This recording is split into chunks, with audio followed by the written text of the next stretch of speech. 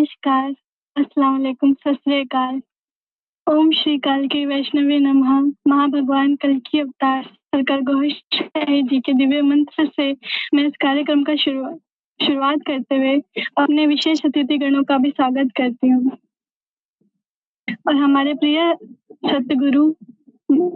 सतगुरु भगवान जी के चरणों में भी मैं नमन करती हूँ और आप सभी को सरकार के खास जलवों की आमद का भी मैं शुभकामनाएं देती हूँ हमारे व्यूअर्स को भी और हमारे पैनल में बैठे हुए हमारे संत गणों को भी बहुत बहुत आप सभी को शुभकामनाएं इस दिन की। बहुत ही खास दिन है। अभी जैसे हमारे सूफी संत राजेंद्र निगम बाबूजी महाराज अपने शो में ये कह भी रहे थे कि जो इमाम हुसैन की शहादत यानी अशुरे के दिन जो शहादत हुई थी उसका मरहम आज हमारे सरकार ने हम पर किया है इस दिन अपनी जलवों की आमद करके। तो ये सच में इससे बड़े मरहम तो कुछ भी नहीं हो सकती थी जो सरकार ने हम सब पे करम किया इस दुनिया में हम लोगों इस दुनिया में आकर और हम सबको अपने आप से इंट्रोड्यूस करके अपना कर और इस अध्यात्म जैसे जटिल को ज्ञान को भी इतनी आसानी से हम लोगों को समझाकर कि आज यंग लोग भी जिनको स्पिरिचुअलिटी में इतना इंटरेस्ट नहीं आता है, जिनको पूजा पाठ में भी इतना इंटरेस्ट नहीं आता, उनको भी बहुत मजा आता है सरकार की जो एडवांस स्पिरिचुअलिटी को सीख कर इसमें चलकर। तो अब मैं इस कार्यक्रम की शुरुआत करना चाहूंगी। सबसे पहला प्रश्न अपने वरिष्ठ संत विश्वानंद जी महाराज से करते हुए प्रश्न यह है कि मनुष्य को परमात्मा से अपने सब प्रकार के अपराधों को माफ करवाने के लिए क्या करना पड़ता है? कृपया समझाने की कृपा करें।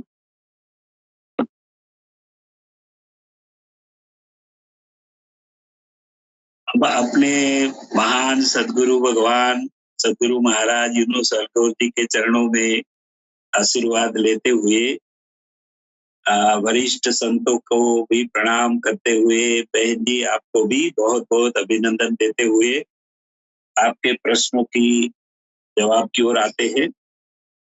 इस प्रश्न का उत्तर भगवान श्री कृष्ण ने श्रीमद् भगवत गीता के अध्याय 11 विश्व रूप दर्शन योग के श्लोक नंबर 44 में समझाया है कि तस्मात् प्रणम्य प्रणिधाय कायम प्रसादये त्वामहं विषमीयम् पितेव पुत्रस्य सखेव सख्यं यः प्रियः प्रियाचार्हसि देव षोडम्। यहाँ इस श्लोक के माध्यम से भगवान श्री कृष्ण समग्र मानव जात को खास करके जो मानवों अपराध करते हैं उस अपराधों से मुक्त होने का जितने भी उपाय है वो सब उपाय यहाँ समझा रहे हैं। 5,500 साल पहले भगवान श्री कृष्ण ने और अब कलयुग में श्री कल्कि अवतार राज गौर साई जी महाराज सारी मानव जात को ज्ञान से यही सिखा रहे हैं कि मनुष्य जो भी कर्मों को करते हैं चाहे वे अच्छे कर्मों को करे चाहे वो बुरे कर्मों को करे, मनुष्य को अपने कर्मों को करने की आजादी परमात्मा की ओर से सबको मिली हुई है। मनुष्य जैसा कर्मों को करने लगता है वे सब प्रकार के कर्मों की असर मनुष्य के दिल में अंकित यानी कि जमा होती रहती है। वहां दिल में भी बैंक की तरह जमा उधार की एंट्री होती रहती है। जो मनुष्य अच्छे कर्मों को करते हैं उनके दिल में प्रकाश वाला सफेद दाग जमा होने लगता है। वही इंसान बीच में अपराधी बनके गुनाह के कर्मों को करेंगे तो उनके दिल में अंकित सफेद दाग ऊपर काले दाग लग जाने से दिल में उसकी सफेद दाग की चमक कम होने लगती है। इस तरह जो मनुष्य केवल बुरे कर्मों को ही करते हैं और अपराधों को ही करते रहते हैं तो उनके दिल में काले दाग जमा होने लगते हैं। काले दाग से उनके जीवन में अशांति, दुख, परेशानी बढ़ती चलेगी। लेकिन अच्छे कर्मों को करने वाले के दिलों में सफेद दाग की चमक से उनके जीवन में परम शांति, सुख खुशी, हल्कापन, ये सब की अनुभूति बढ़ती चलती है। ऐसा परमात्मा ने अपना रूहानी कानून सब मनुष्यों के लिए रखा हुआ है।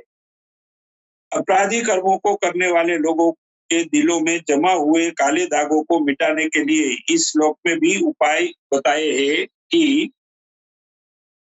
जैसे गंदा कपड़ा धोने के लिए साबुन और पाउडर से गंदे कपड़ों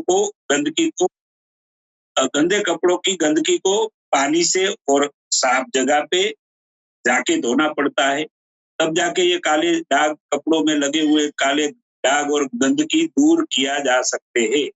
ठीक वैसे ही अपराधी मनुष्य को प्रथम महान सद्गुरु प्राप्त करना पड़ता है।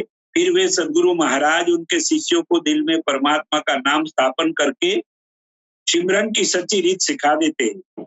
अगर अपराधी भी सद्गुरु के चरण में पहुंचकर ऐसी सच्ची सिमरन की प्रक्रिया करने लगता है, तब अपराधी मनुष्य के दिल में दिव्य प्रकाश उत्पन्न होने लगता है।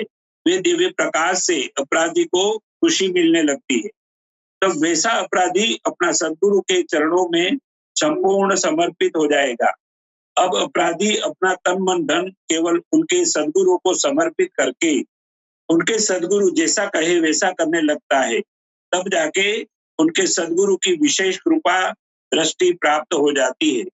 उनके सद्गुरु जब बहुत प्रसन्न हो जाते हैं, तब वे परमात्मा जो सद्गुरु के मित्र बन गए होते हैं, वे अनुपम रिश्तों की वजह से सद्गुरु महाराज परमात्मा को राजी कर लेते हैं। तब परमात्मा भी अपने प्रिय दोस्त की विनती सुन के इस नासुती दुनिया में अपराधी लोगों को जो अब सद्गुरु की कृपा प्राप्त करके उनके दिलों में दिव्य प्रकाश उत्पन्न करने लग जाते हैं, वैसे अपराधी शिष्यों के सब प्रकार के अपराधों को परमात्मा माफ कर देते हैं। इसीलिए तब भगवान श्री कृष्ण ने और अब कल की अवतार अपराधियों को भी ये दिल वाली तालीम सिखाकर उनके अपराधों को माफ करवा रहे हैं।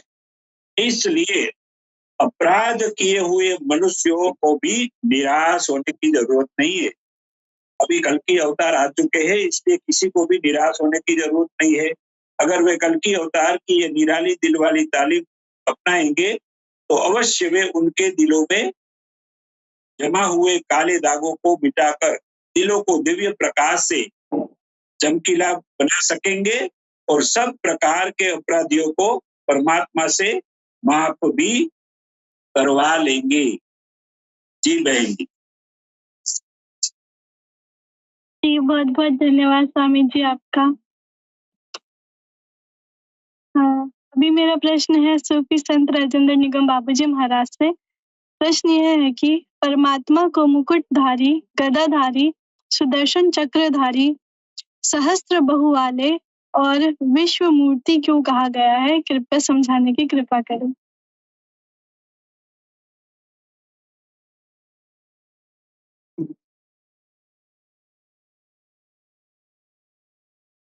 और मुकुट धारण करने वाले को ही तो मुकुटधारी कहेंगे। क्यों कहते हैं ये सवाल जो है, भगवान कृष्ण जो है मुकुटधारी हैं, गदाधारी हैं, हाथ में चक्र है। अर्जुन ये कहना चाहता है कि हमको वो स्वरूप दिखाएं जिसमें जो है ये सारी विशेषताएं हों। और जब विश्व रूप का वो भयंकर रूप देखा अर्जुन, तो उसके दिल में हैबत आ गई, वो डर गए, इसलिए वो प्रार्थना कर रहा है। किरीटीनम गदीनम चक्रहस्तम इच्छामि त्वं त्रतुष्टुम अहम तथैव तेनैव रूपेण चतुर्भुजेन सहस्रबाहो भव विश्वमूर्ते। किरीटीनम का मतलब होता है मुकुट का धारण करने वाला, गदीनम गदा धारण करने वाला, चक्रहस्तम हाथ में चक्र रखने वाला। यानी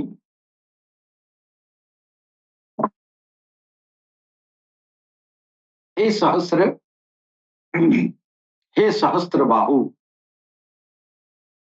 यद्यपि आप समस्त सृष्टि के साकार स्वरूप हैं, फिर भी मैं आपको चतुर्भुज रूप में देखना चाहता हूं, जो गदा, चक्र तथा मुकुट धारण किए हुए हैं। विशेष कृपा से अर्जुन की यह विराट रूप दिखा, जो किसी को आसानी से नहीं दिखाई देता। अर्जुन को एहसास हो गया कि श्री कृष्ण केवल उसके मित्र से कहीं बढ़कर हैं।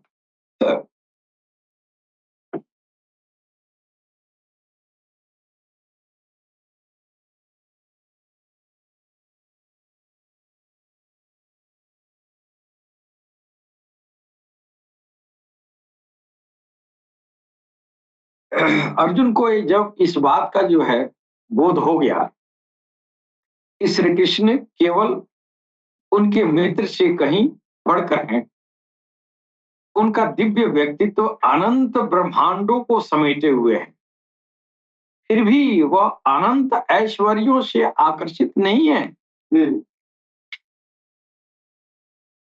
और सर्वशक्तिमान भगवान की ऐश्वर्य भक्ति करने में यह जो है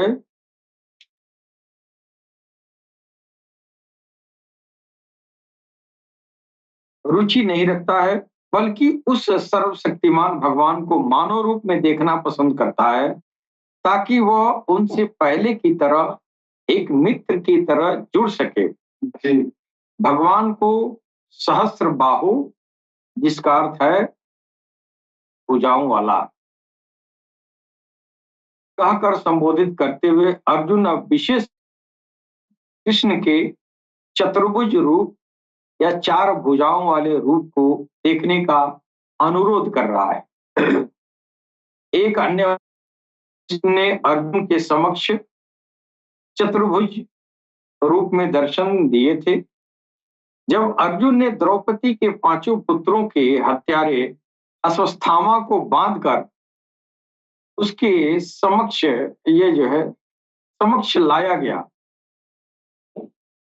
उस समय श्री कृष्ण ने अपना चतुर्भुज रूप प्रकट किया था। निष्मय भीम गदितम द्रौपदस्य च चतुर्भुजः आलोक्य वदनम सख्युर इदम हसन्निव। चार भुजाधारी श्री कृष्ण ने भीम, द्रौपदी तथा अन्य लोगों की बातें सुनी, तब उन्होंने अपने प्रिय मित्र अर्जुन की ओर देखा और मुस्कुराने लगे। श्री कृष्ण से अपने चतुर्भुज के रूप में प्रकट होने का अनुरोध करके अर्जुन यह भी पुष्टि कर रहा है कि भगवान का चतुर्भुज रूप उनके दो भुजा वाले भिन्न नहीं है। जी बहन।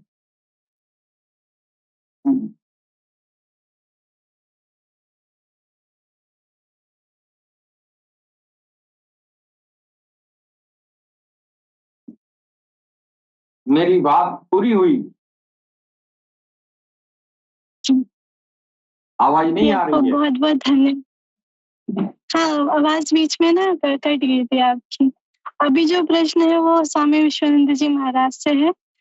स्वामी प्रश्न यह है कि परमात्मा अपना विश्व रूप दर्शन किसको और कैसे कराते हैं?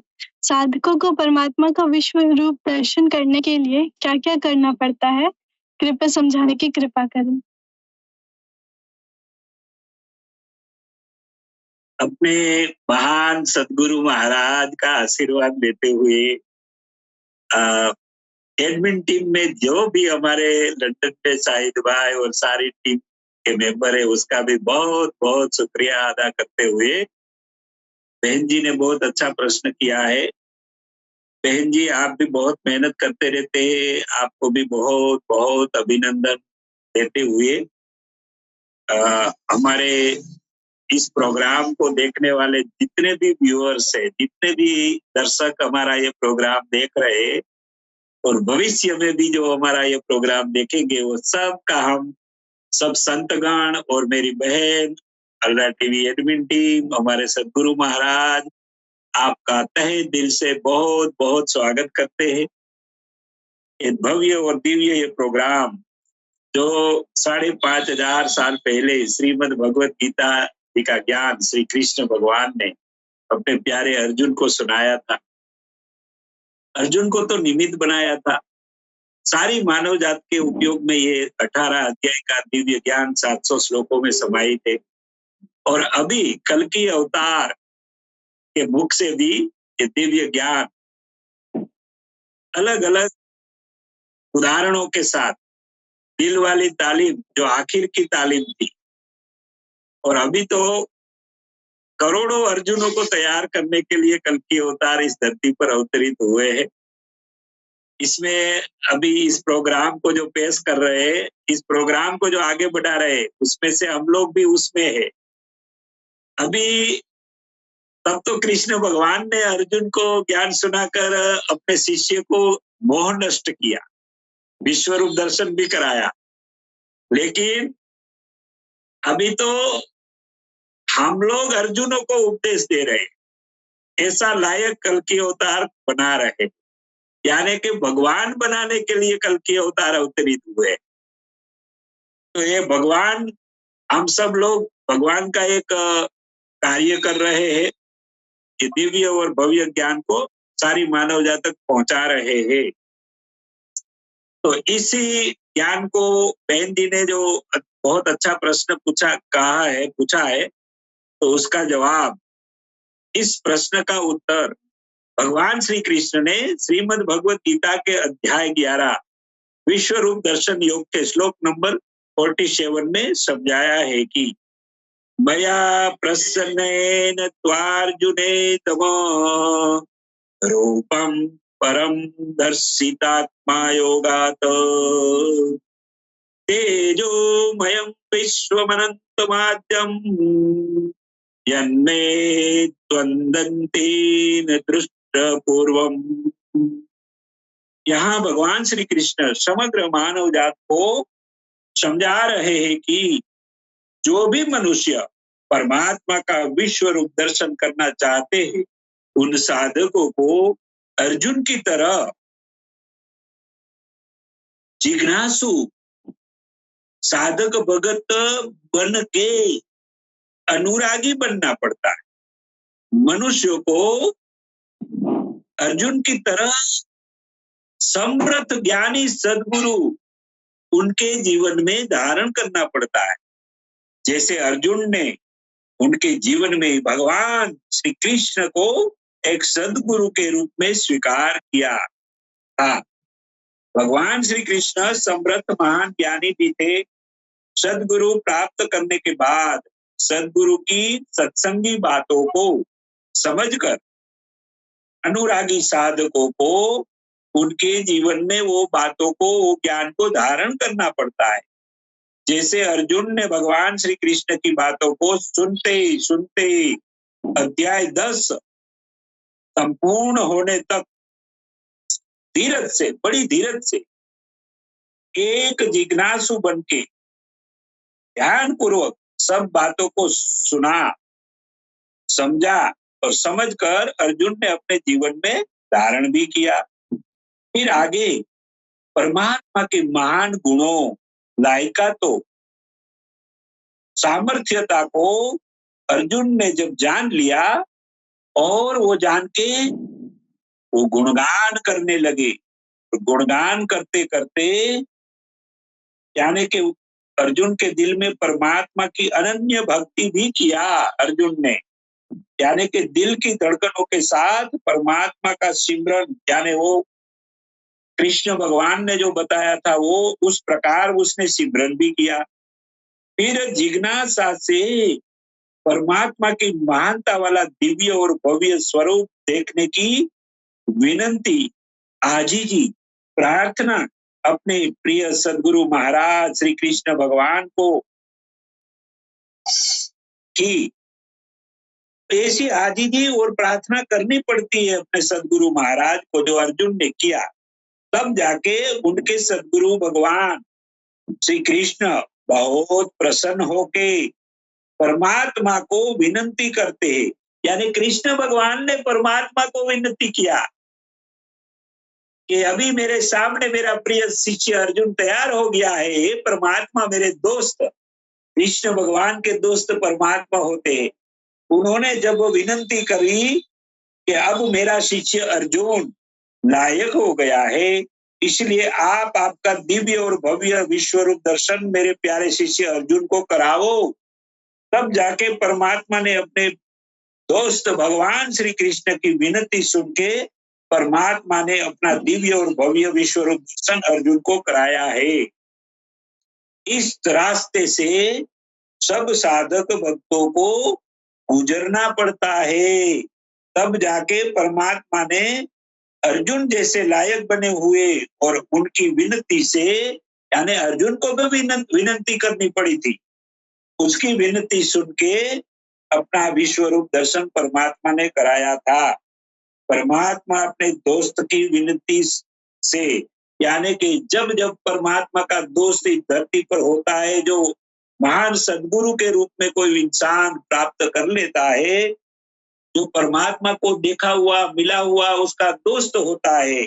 जैसे कृष्ण भगवान परमात्मा का दोस्त था, और परमात्मा को कृष्ण भगवान ने एक दोस्त की हैसियत से विनती किया, तो तब जाके अनुरागी भक्तों की लायकात को देखते हुए वो परमात्मा बहुत प्रसन्न होके, परमात्मा स्वयं उनकी सामर्थ्यता से, उससे किसी के पास से सामर्थ्य लेने की जरूरत नहीं होती है। परमात्मा स्वयं सामर्थ्य है, और अपनी हैसियत, अपनी क्षमता, अपनी लायकात से तो जिसको चाहे और जब चाहे तब अपना विश्व रूप दर्शन कराते हैं। और खास दोस्तों की विनती अर्जी से जिज्ञासु अनुरागी भक्तों को वो बहुत प्रसन्न और राजी होके अपना विश्व रूप दर्शन परमात्मा कराते हैं, अल्लाह ताला कराते हैं, गॉड कराते हैं। जैसे अर्जुन को परमात्मा का विश्व रूप देखने के लिए उनके सद्गुरु महाराज भगवान श्री कृष्ण ने अर्जुन को दिव्य चक्षु प्रदान किया। ये चर्म चक्षु से परमात्मा का दिव्य रूप दर्शन नहीं होता है। इस धरती पर इस चर्म चक्षु से भी दर्शन नहीं होता है, और परम धाम अर्शे इलाही पे जाके जब आत्मा पहुंचती है तब भी इस चर्म चक्षु से वो परमात्मा का दिव्य दर्शन नहीं हो पाता है। इसलिए सद्गुरु महाराज की कृपा से अपने प्यारे भक्तों को दिव्य चक्षु प्रदान किया जाता है, और उसके बाद अर्जुन ने परमात्मा का विश्व रूप दर्शन देख पाया था। अब वर्तमान के घोर कलिकाल के कलियुग के समय के दौर में भी अगर साधकों को परमात्मा का विश्व रूप दर्शन करना है, तो लायक बनने के लिए समग्र मानव जात का उद्धार करने हेतु कल्कि अवतार रारियाज गौर साई जी महाराज इस नासुती दुनिया में हम सब के लिए, सबके बीच में अवतरित हुए हैं। उन्होंने सिखाई हुई दिल वाली तालीम को साधकों को उनके जीवन में धारण करना पड़ेगा। अब वो तालीम सच्चे तरीके से केवल अलरा टीवी प्लेटफॉर्म से अपने महान सद्गुरु महाराज यूनुस अलगोर जी सबको सिखा रहे हैं। वो तालीम से साधकों को अपने अपने धर्म की श्रद्धा वाला परमात्मा का नामदान हृदय में बसाना पड़ता है। फिर प्यारा सा मन को हृदय की धड़कनों के साथ रख के वो श्रद्धा वाला परमात्मा का नाम जब हृदय की धड़कनों के साथ टकराएगा, उससे दिल में दिव्य प्रकाश उत्पन्न होने से वहां दिल में बसे हुए आत्मा यानी कि रूह, सोल भी प्रकाशित और शक्तिशाली हो जाएगी। फिर ये दिव्य प्रकाश उनके साथ बहता बहता जब मस्तिष्क में स्थित एक ज्ञान की तीसरी आंख यानी कि आज्ञा चक्र यानी कि सहायक आत्मा इस्लाम के मुताबिक लताइफ अन्ना भी दिव्य प्रकाश से प्रकाशित हो जाएगा। तब आत्मा और ये जो अन्ना है वो आध्यात्मिक यात्रा करने लायक बन जाते हैं। उनको ही कहते हैं परमात्मा का दर्शन करने लायक दिव्य चक्षु प्राप्त हो जाती है, जो सदगुरु महाराज की कृपा से ही होती है। तब सदगुरु महाराज अपनी नजरों से साधकों की आत्मा और अन्ना लताएं को परम धाम पहुंचा देते हैं। वहां जाके साधक इस रीति से परमात्मा का विश्व रूप दर्शन कर पाते हैं। उसके बाद साधक की आत्मा नीचे आके अपने सदगुरु महाराज के अंदर भी हर समय वही विश्व रूप दर्शन जो परम धाम में साधक करता है, वही विश्व रूप दर्शन अपने सदगुरु महाराज के अंदर वो हर पल देखता रहता है और खुशी खुशी मनाता रहता है। इस तरह सब साधकों को परमात्मा का विश्व रूप दर्शन करने के लिए ऐसे ही अर्जुन की तरह करना पड़ता है। जी बहन जी। जी, आपका बहुत बहुत धन्यवाद स्वामी जी। अभी बढ़ते अपने अंतिम प्रश्न की ओर, जो है सूफी संत राजेंद्र निगम बाबूजी महाराज से। उसके बाद मैं आप दोनों संतों से निवेदन करूंगी कि यो में रियाज के हवाले से भी कुछ फरमाए। प्रश्न यह है कि परमात्मा सभी साधकों को सावधान करने हेतु अपना विश्व रूप को दर्शन किसको नहीं कराते और किसको कराते हैं? कृपया समझाने की कृपा करें।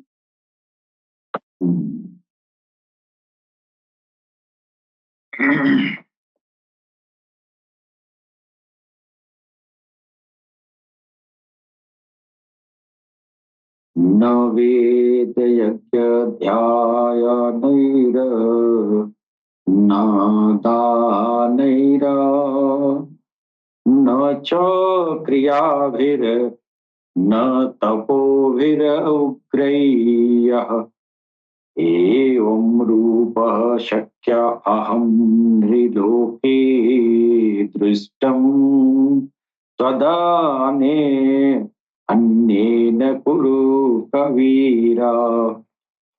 अर्थात हे कुरु श्रेष्ठ, ये अर्जुन कह रहा है, हे कुरु श्रेष्ठ, आपने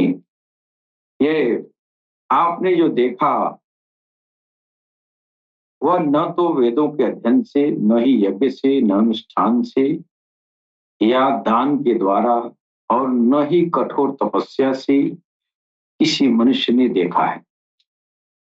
हे गुरु श्रेष्ठ, ये भगवान कह रहे अर्जुन से, हे गुरु श्रेष्ठ, जो आपने देखा है वह न तो वेदों के अध्ययन से देख सकता है, न ही यज्ञ कार्य करने से, अनुष्ठान दान के द्वारा, और न ही किसी कठोर तपस्या के किसी मनुष्य ने देखा है जो आपने विश्व रूप का दर्शन किया है।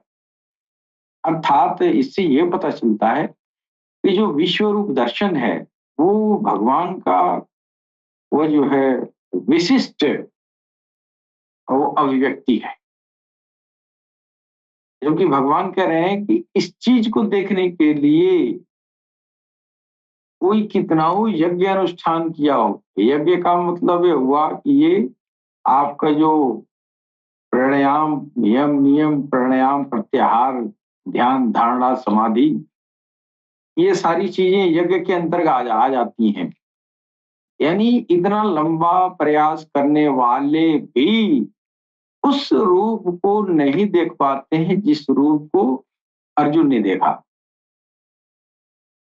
और वेदों को पढ़ने वाले भी उस स्तर पर नहीं पहुंच पाए हैं, वो चीज नहीं देख पाए हैं। ये जो आपने विश्व दर्शन किया है यह एक विशिष्टतम मेरा अभिव्यक्ति है। भगवान के कहने का मतलब यह है कि ऐ अर्जुन, ये किसी ने देखा नहीं है और न ही किसी कठोर तपस्या के जरिए इस स्वरूप को देखा जा सकता है। भगवान कहते हैं कि कोई भी आत्म प्रयास यानी स्वयं के प्रयास से वैदिक ग्रंथों का अध्ययन करके अनुष्ठान समारोहों का आयोजन करके, कठोर तपस्या करके, भोजन से परहेज करके, दान के उदार कार्य करके भगवान के ब्रह्मांडीय रूप के दर्शन के लिए पर्याप्त नहीं है।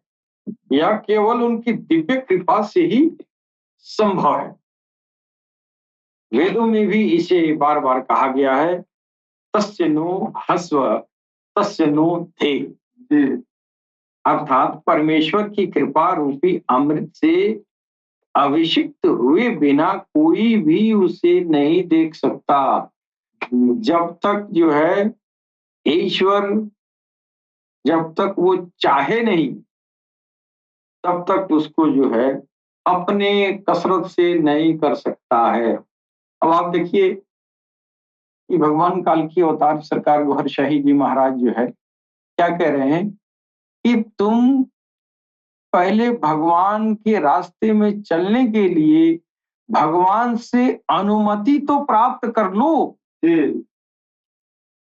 बिना अनुमति के तेरा सारा यज्ञ अनुष्ठान बेकार है।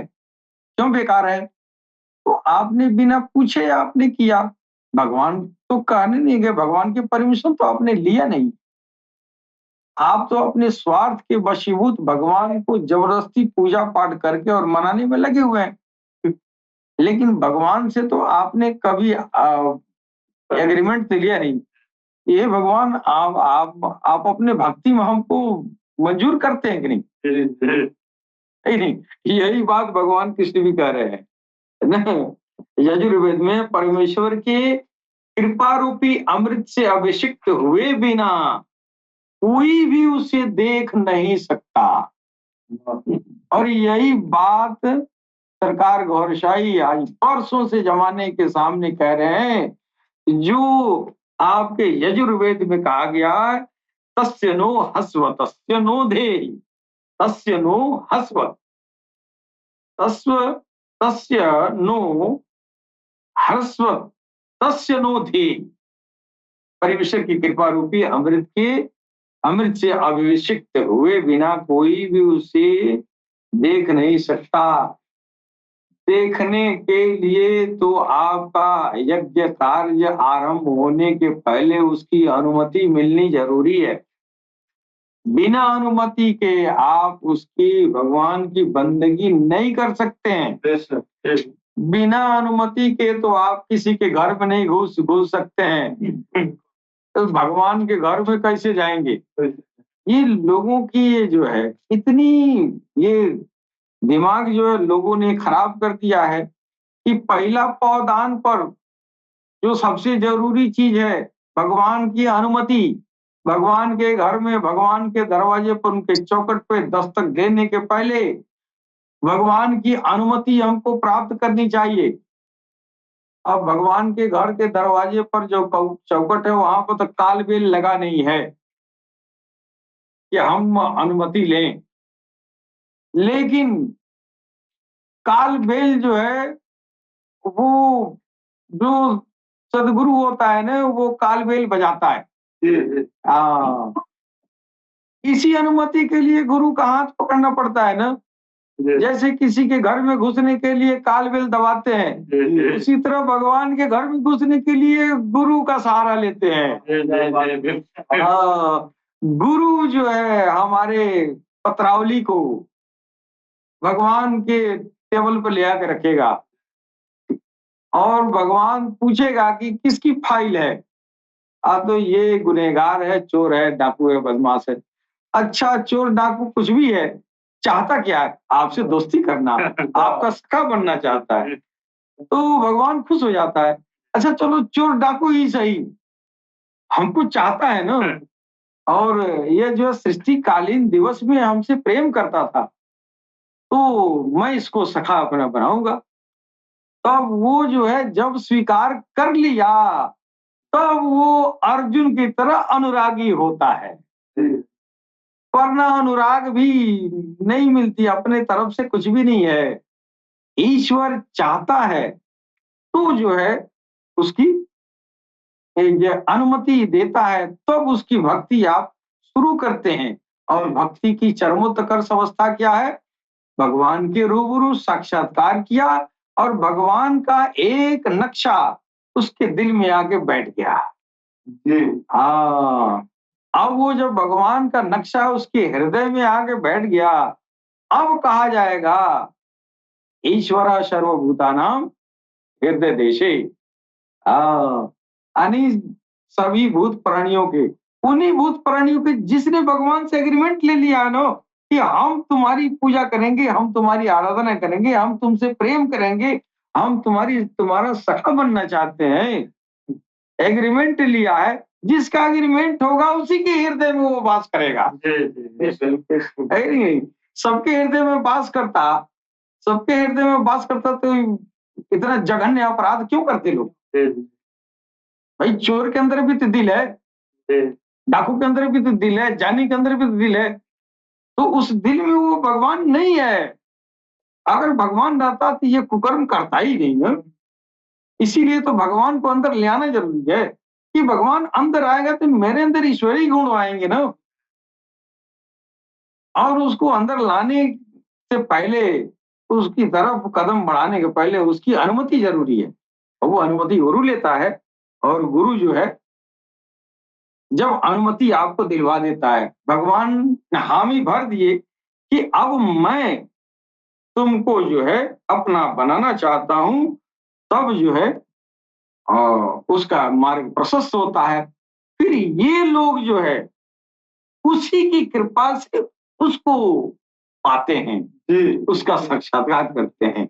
यही बात जो है हम उस इस्लाम धर्म में जितने नमाजी हैं, हर नमाज में सूरह फातिहा पढ़ते हैं। बिल्कुल, कोई नमाज का रकत नहीं है कि जिसमें सूरह फातिहा से न शुरू। और सूरह फातिहा से इसलिए शुरू होता है मेरे ख्याल से, हम तो मुसलमान है नहीं, लेकिन हमने सुना है गुरु जी के जो मुखारब बिंदु से ज्ञान निकलता है उसके रोशनी में, हमको लगता है कि सूरह फातिहा में ये कहा गया है कि तेरे ही कृपा से तेरी ही बंदगी करना चाहते हैं।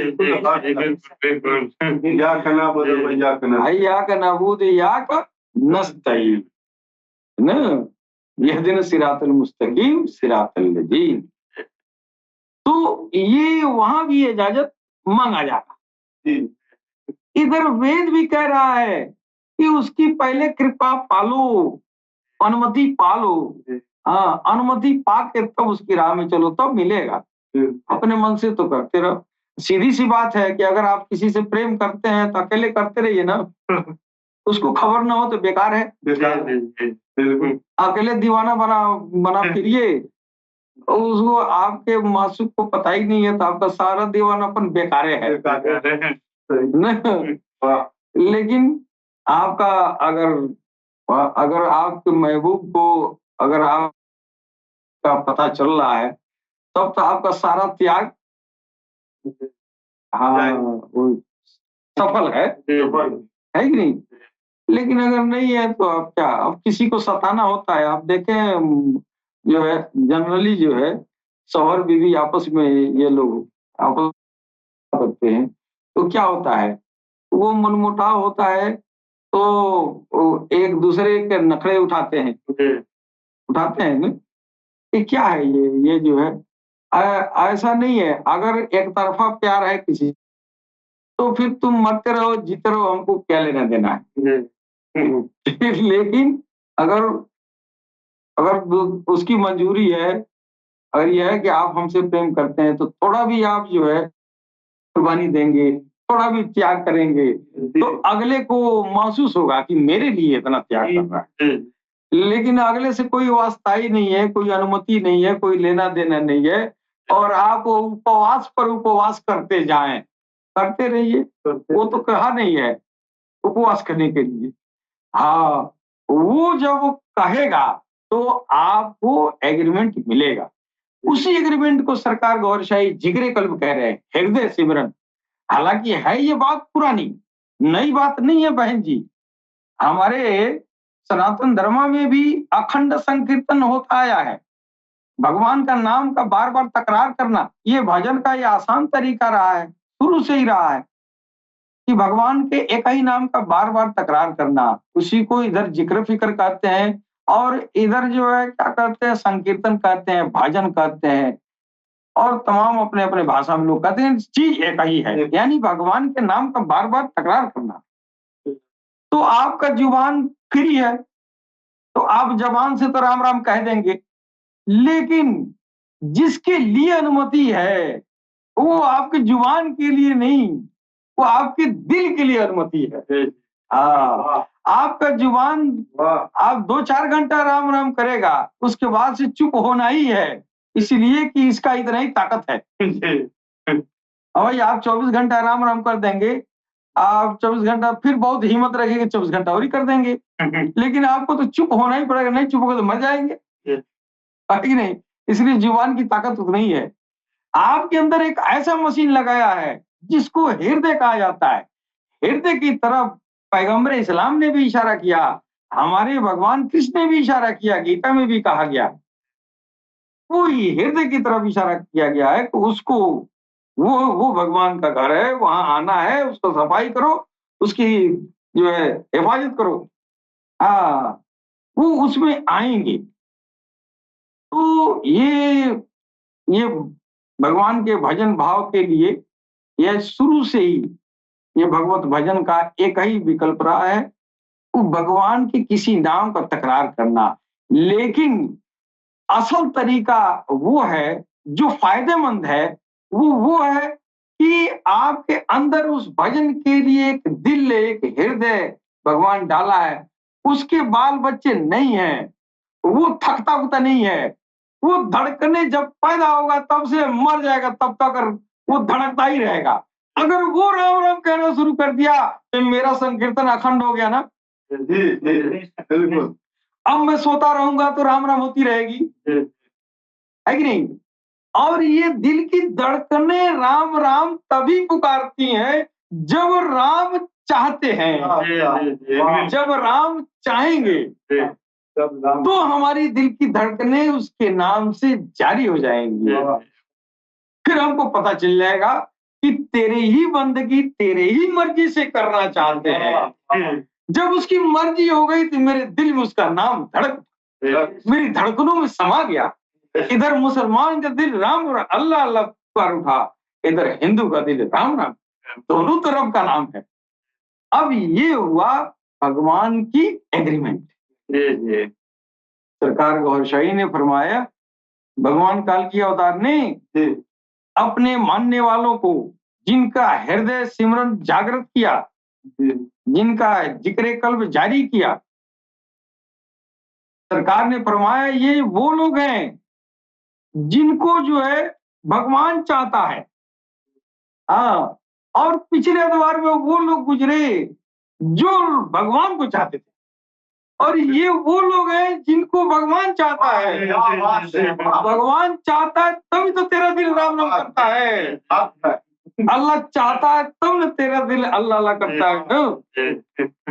अब जिसका दिल अल्लाह अल्लाह कर गया, इसका मतलब भगवान चाहता है ना। तो 4 आयत एग्रीमेंट आपको मिल गया।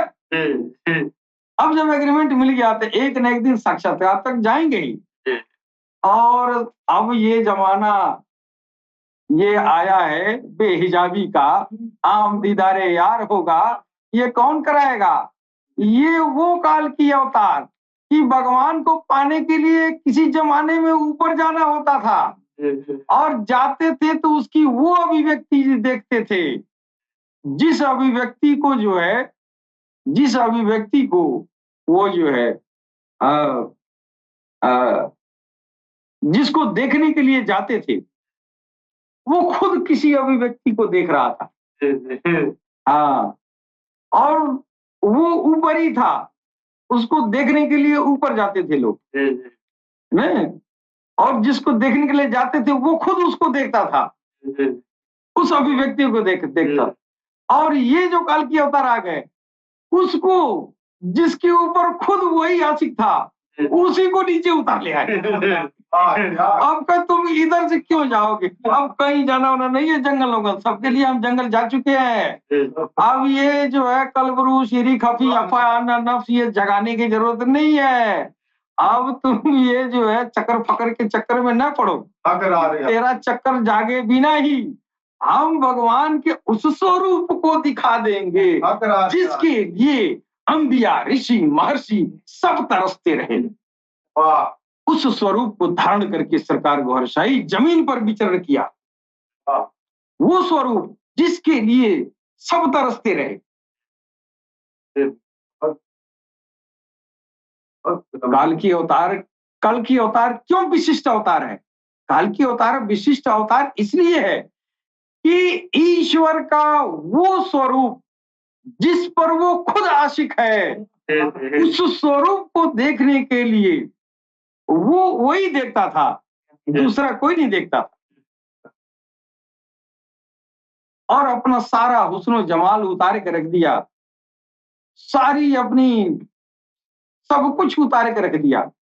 यानी सारा पावर हाउस जहां पर है, जहां वो मजमुआ हुआ, जहां वो इकट्ठा हुआ, वो सारी हस्ती वो नीचे उतार दिया। सरकार गौहर शाही के अंदर समाकर नीचे आ गया। अब जिसने सरकार को छुआ उसने अल्लाह की जात को छुआ। जिसने सरकार के तलवों को चाटा वो रब की जात की तलवों को बोसा दिया। इसलिए कहा गया है ये महाअवतार है। अब यह बात जो है बड़ा गूढ़ बात है। हमारे सनातनी के लोग इस बात को नहीं समझ पाते हैं कि ये बात कितनी जो है गुह्यतम है। यह गुह्यतम इसलिए है कि हमारे वहां जो है सप्त ऋषि कहलाए हैं। सप्त ऋषि, 7 ऋषि आए हुए हैं। 7 ऋषियों को इस्लाम के वो अध्यात्म दर्शन में तिफले नूरी कहा गया है। बहन जी आप जानती होंगी, सुनी होंगी। वो 7 तिफले नूरी कहा गया और इधर 7 ऋषि कहा गया। आपका सप्त ऋषियों का जो है जन्म ब्रह्मा के मानस ये जो है पुत्र हैं। यानी ये 7 ऋषि ब्रह्मा के मानस पुत्र हैं। कौन? वशिष्ठ, कश्यप, अत्रि, जमदग्नि, गौतम, विश्वामित्र और भारद्वाज। इनको जो है सप्त ऋषि कहा गया। और ये आए कहां से? उसी अक्ष से अव्वल जब वो अपने को देखना चाहा, उसका सारा हुस्न जमाल जब सामने आके और प्रकट हो गया, उसी पर वो खुद ही दीवाना हो गया। कौन? वही भगवान अपने ही हुस्न जमाल पर। और जब उसको देखा तो देख के झूमने लगा और हर जुम्बिश पर जो नूर निकला वो नूर जो है इकट्ठा होके एक रूह की शक्ल बना लिया। फिर वो रूह जो है इन 7 लोगों के अंदर डाला, जिसको हमारे सनातन धर्म में सप्त ऋषि कहते हैं और इस्लाम धर्म में 7 तिफले नूरी कहते हैं। 7 तिफले नूरी वो ईश्वर का ही एक वो जो है नूर का एक हिस्सा है ना। वो भगवान ही है ना, वो अल्लाह ही है। तो वो जिसके अंदर गया वो तिफले नूरी कहलाए। लेकिन उसी बात को यहां कहा गया कि वशिष्ठ, कश्यप, अत्रि, जमदग्नि, गौतम और विश्वामित्र, भारद्वाज, इस सप्त ऋषि उस अपने अक्ष को देखने के बाद ये वजूद में आए सप्त ऋषि। और वो जिसके देखने के बाद जो है ये जो वजूद में आए सप्त ऋषि, वो चीज क्या है? वही है काल की अवतार। इसलिए कहा गया कि काल की अवतार सबसे आला तरीन हो। वो फोरमोस्ट स्पिरिट जो अल्लाह ईश्वर ने अपने को देखना चाहा और उसका सारा हुस्नो जमाल, उसकी सारी जो है वो मुजस्सम हो गया। अब उसका हिंदी तो नहीं हम समझ पा रहे हैं कि मुजस्सम का क्या कहें, लेकिन इकट्ठा हुआ सब। वो जो है एक हमारे एक बुजुर्ग थे, हमारे गुरुजी कहते थे, आईना जात हक ने रखा रूबरू, एक तस्वीर का दूसरा हो गया। एक तस्वीर का दूसरा हो गया। यानी अल्लाह ने अपने को देखना चाहा, ईश्वर ने अपने को देखना चाहा और सामने आईना रखा न, और जो ये सामने प्रकट हो गया उसका सारा हुस्न जमाल, उसी को कह रहा है इसी की कॉपी वो भी है। लेकिन ये जो कॉपी है ना, ये इसका तो सारा हुस्न जो है अपना एक निकाल के रख दिया सामने।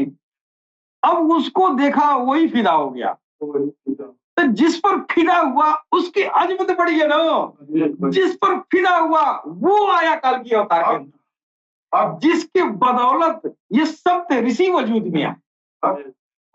इसलिए काल की अवतार का ये जो है अजमत सबसे विशिष्ट रहा।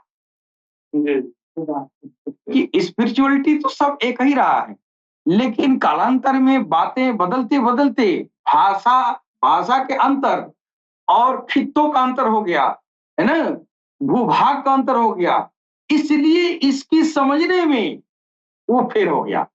लेकिन जब गौर से देखा जाता है तो स्पिरिचुअलिटी एक ही है, भाषाओं के अंतर के वजह से हमको विरूपता दिखाई देता है, लेकिन यही है। हम 7 तिफलेंदुरी की बात हम सुना करते थे और सप्त ऋषि की बात सुना करते थे, और दोनों में हम देख रहे हैं एक साथ।